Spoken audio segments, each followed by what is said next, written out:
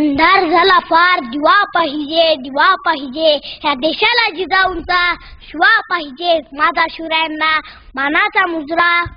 ह्या देशात ह्या महाराष्ट्रात सगळं खोटा इतिहास पेरला गेलाय। असं का? पहिल्या तासात मराठीची वर्ड भीती आणि म्हणती ये रे रे पावसा तुला देतो पैसा।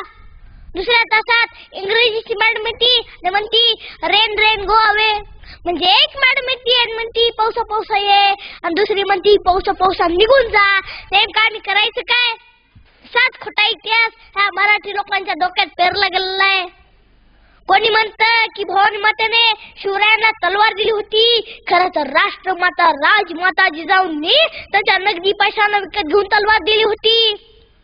आणि वेंकुजराय आणि शिवरायांनी भांडण नव्हते केले। खरं तर तुम्ही त्यांच्या घरातल्या त्यांच्या मित्राला त्यांच्या भावालाच तुम्ही शत्रू बनविलं। त्यांच्या शिवरायांनी शत्रूलाही मित्र बनविलं। जो अफजल खानला मारला गेलता तेव्हा प्रतापगडाच्या पहिल्या पायथ्याला ही कबर बांधली गेलती का की आमचे शिवराय शत्रूलाही मित्र मानतात आणि तुम्ही मित्रालाही शत्रू बनविलं। आणि खरी जयंती लोकमान्य ठिकाणी नाही चालू केली। खरी जयंती महात्मा फुलेंनी त्या आचरागडावर येऊन पूर्ण झाड कोपे कापून त्यांनी शिवरायांची समाधी उडकली होती। आणि समाधी उडल्याच्या नंतर स्वतःच्या हाताने तिथं फुलवले बा म्हणाला लात माणूस खाली पडले म्हणला शोकाचा देव होता का? इथला सगळं तर मीच आहे, जे काय द्यायचं फक्त मला दे एवढे करून ते थांबले नाही। त्यांनी संभाजी राजाचा ही खोटा इतिहास काढला। मी सांगतो की तुम्ही पाडवायसन करू नका। त्या दिवशी छत्रपती संभाजीला मारले गेलेले, फाल्यावर त्यांचं तोंड लावून गावात मिरवलं गेलेलंय। आणि मला खूप दुःख आहे की तेच मराठी लोक ते सण साजरा करतात आणि त्या सिंधू तर उलटा तांब्या म्हणजे आसोबाईन तुम्ही गुडून उलटा तांब्या कसा लावतात? त्या जागेवर भगवा झेंडा उभा राहा, संभाजीराजांच्या फोटोला हात घालून त्यांना मानाचा मुजरा द्या, मानाचा मुजरा। हे तुम्ही पाहिलं का कधी? जगातल्या कोणत्या रायाचे डोळे फोडले गेले का? जगातल्या कोणत्याही रायाची जीभ कापली गेली का? जगातल्या कोणत्या रायाचे कातडे काढले गेले का?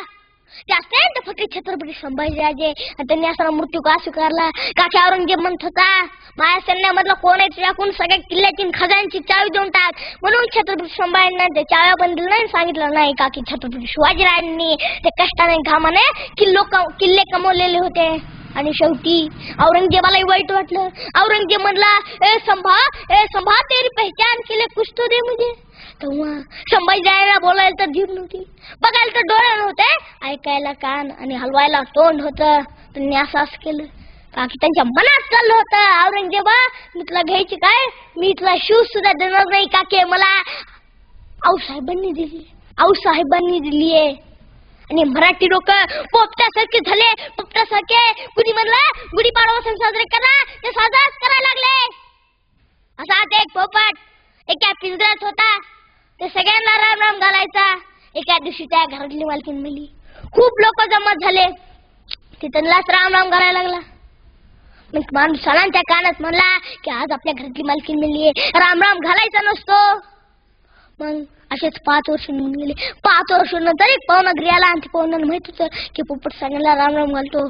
5 वर्षाच्या नंतर ते पाहुणा त्या पोपटाला म्हणतो 5 वर्षाच्या नंतर राम राम पोपट मामा। तो पोपट उत्तर देतो की आज आमच्या घरातली मालकीन मेली, राम राम घालायचा नसतो। ते पोपट तरी 5 वर्षापूर्वी घोकत आलता, पण मराठी लोक 300 वर्ष झाले तेच घोकत आले। मी आतापासून काय लहानपणीपासून गुढीपाडवा सण साजरा करत नाहीत, मोठं होऊन कुणाला करू पण देणार नाहीत, खोटा इतिहास मातीत घालून खरा इतिहास पेरणार। मी अशा हजारो गोष्टी सांगू शकतो।